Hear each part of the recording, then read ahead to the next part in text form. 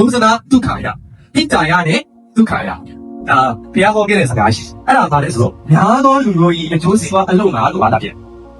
လွတ်တော့အလုံးကို management ဆိုတဲ့စီမံခန့်ခွဲမှုပညာရဲ့လို့ခေါ်ပါတယ်ပြောတာပါအဲ့ဒါမှာအခိုင်ဆုံးတဲ့ကျွန်တော်ဒီဘုဇနာဣတ္တယဘုဇနာဒုက္ခယဘယ်က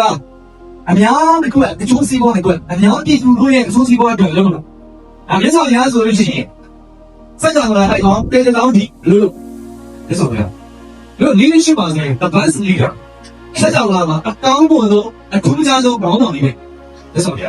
လို့ဒီဆိုရအရန်တော်တော့အရန်တော်လုံးဝတိုက်ကူမရအောင်တော့ပါတော့ဗာလဲဆိုလို့ရှိရင်အများတော်တို့ကဘုရားကြီးတိုင်းဘုရားဒုက္ခရအောင်များစွာသောလူတို့ရဲ့အကျိုးစီးပွားအလုပ်ကလုပ်တဲ့လုပ်ငန်းများကိုစီစဉ်စနစ်တကျစီစဉ်ဆောင်ရွက်ကြမယ်ဆိုရင်စကလုံးနဲ့လို့ဒီတဲ့လေးဖွင့်စပါတယ်ကြည့်တော့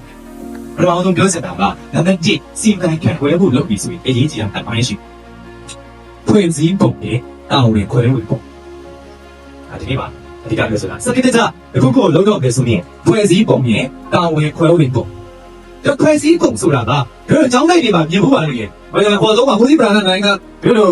ဦးစီးပရာနိုင်ငံဆရာတော်ဘုရားကြီးအထိပ်ပါရှိတယ်ပြီးလို့ရှိရင်အဲ့ဒီမျိုးချင်းဒါရဆရာတော်ဘုရားနိုင်ငံဆရာတော်ဘုရားပြီးရင်လည်းကာယုဆရာတော်ဘုရားကပြီးလို့ရှိရင်စာချဆရာတော်ဘုရားဆိုပြီးတော့အကြောင်းလိုက်တွေပါဆိုရင်မြင်ရဘယ်လိုအကြောင်းလိုက်တွေပါလဲဒါမျိုးလောက်ခါတဲ့